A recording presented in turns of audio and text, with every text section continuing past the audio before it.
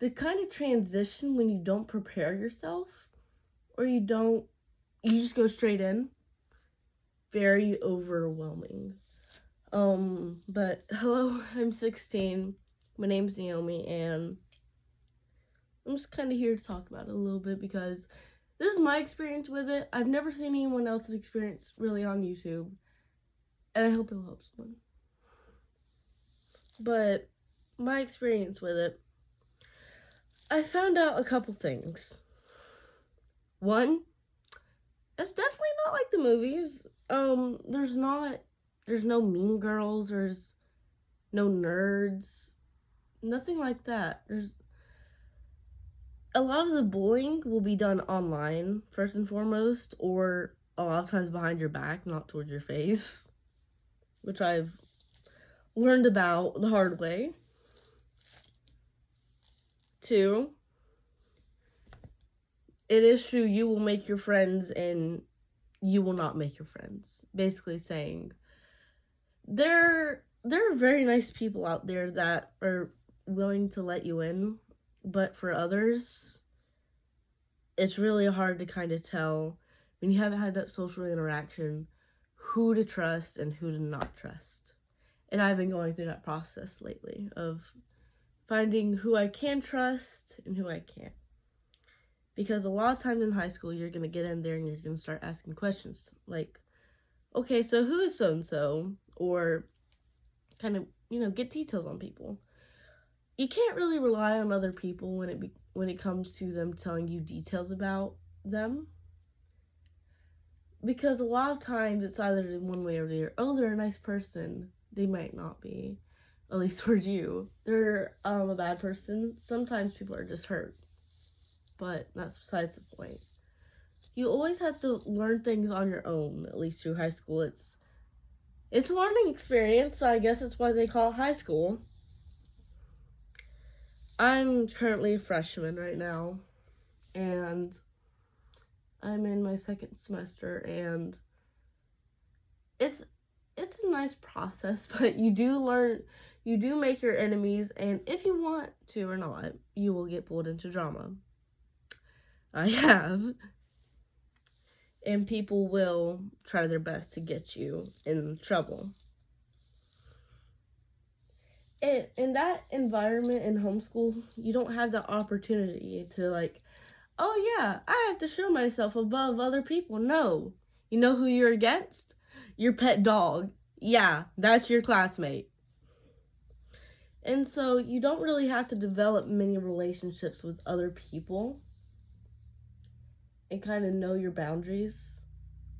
Because there again, you're homeschooled. You're with yourself, you're with your family or your pet. That's all you know. And so when you have to learn to be in a classroom setting where you actually have to focus, it can be very stressful because everyone else is in their own world, but you're in your own very special world because you're used to being by yourself, doing your work online mostly, I'm guessing. And then you're thrown into this mess. We got so-and-so talking over here, these group of girls, they might be talking crap about you. And then you have a friend saying, oh, they're talking crap about you and stuff like that, trying to distract you. It's really hard to manage that because people will talk crap and it will get on your nerves and you cannot say anything back. It's almost like a time shift. I went to my freshman intervention or something like that. And I was about to break down crying because there were so many people talking, so many people in one spot. I wasn't used to it. I was used to, hey, when you go into a new grade, guess what? Different paperwork. You don't get a celebration, no, nothing really like that. You just, go. There's no really major events in homeschool unless you do proms, stuff like that. But in high school, there are going to be major events. At least with me, fighting was a really hard one to kind of get used to. I see a lot of fighting, and first time I saw one, because it happened right next to me, while I was talking to someone. I turned around and I just see these two people going at it. That scared the living crap out of me, and I just started shaking. Everyone else was used to it, though. So you kind of feel weird being like, what just happened? Why do I feel so anxious about this? Or why am I so scared about it? Because they're all used to it. You're not. And unless you have, like, other homeschoolers who are, like, fresh out of homeschool people there with you, then also it's a vitamin D capsule. I promise. Unless you have other people there that's also had your same experience, it's hard to be able to kind of get that support group because no one else knows, like, kind of what it's like to be in homeschool. A lot of times, generally, yeah, if you're going to be in homeschool up to high school, generally that's going to be your cutoff. You're staying in homeschool. And also with that, with the fights, you also see a lot of drama, a lot of, you see people succeeding and failing a lot. And when you want to help people, or you want to be there for people, like if you're a friendly person like I am, it's hard to walk past the same people every day and either watch them go down. Because you have to learn that you can't help everyone. I've recently tried. It's very hard because with me, at least in homeschool, I knew what it was like to be alone, and it was, I'd say a humbling experience because you know what it's like to not have any friends, you know what it's like to have no one there for you, but you see this person and you feel sympathy for them, but sometimes you can't be that person for them because it will overrule your life or kill you mentally. It already has me. And another thing, people in high school, a lot of times they don't take it very seriously. They'll be joking around in class or trying to talk to you. At least for me, it's very distracting. So bring yourself a thing of headphones. Also, fidget toy. Fidget toys will help you. Or find something you're attached to and keep it with you. Like something that reminds you of your home. Like, I have hoodies. I keep my hoodies. I smell my hoodies. But, yeah. And also, a thing. Am I the only one where it's very hard for me to get the idea of, like, freshman, senior, sophomore, junior? I still haven't kept up with that. All I know is, like, 9th, 10th, 11th, 12th. People are like, hey, I'm a junior. I'm like, explain that to me. In a little bit, just tell me what grade you're in.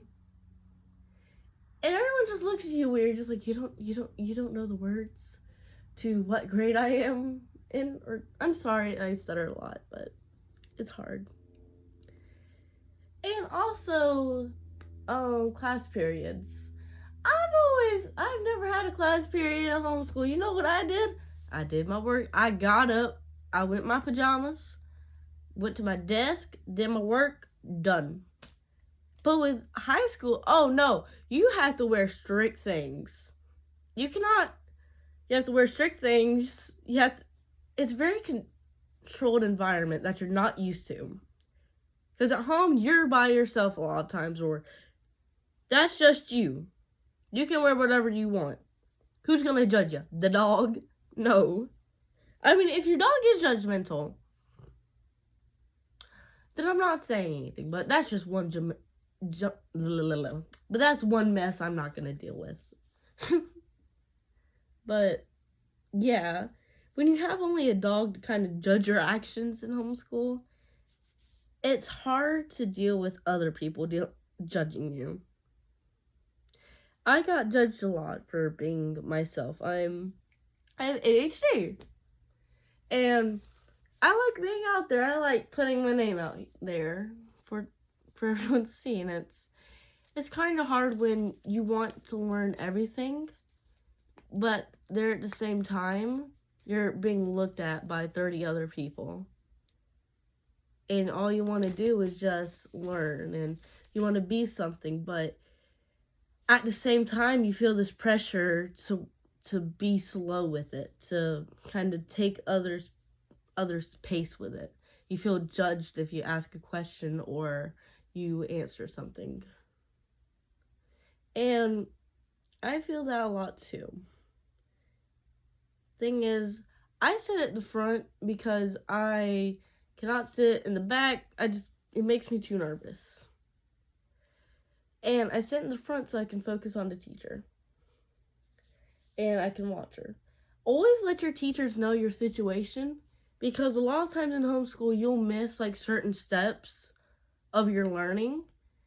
And so when you get to a certain grade, the teachers aren't going to know that you didn't learn this material, and so of course they're going to automatically assume that you know it. So another thing is, you always have to talk to your teachers.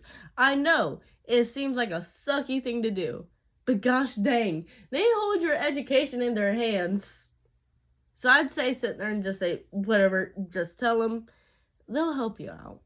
Now there's some teachers that won't. Some teachers are just look, you can respect them, but I'm just gonna say, I had a 19-year-old sub. And you know what I asked? I said, hey man, what do you want to be when you're older? Oh yeah, just saying, he was 1 year out of high school. That high school I was in. Well, this high school. He's like, I want to be a chef. I'm like, do you even want to be here? He's like, no. The man went to sleep. We were in math class. You know what happened? A fight. Yeah, so just telling you, sometimes the school system isn't the best at picking out teachers for you. Definitely aren't. They definitely aren't the best for picking out teachers for you. But sometimes you gotta bite your lip. But gosh dang, you want to cuss them out. But just don't cuss them out. What I think about is, what I think about is, do I want to punch him in the lip, or do I want parents to punch me in the lip? It's a very easy decision at that point. If you don't understand, don't punch me. Because there's something called ISS, and there's one thing people don't tell you about ISS. That stays on your record. That can ruin your record. It goes to your jobs. And if you want to get to a university, they see it too. Anything you do, anything in high school, it can see.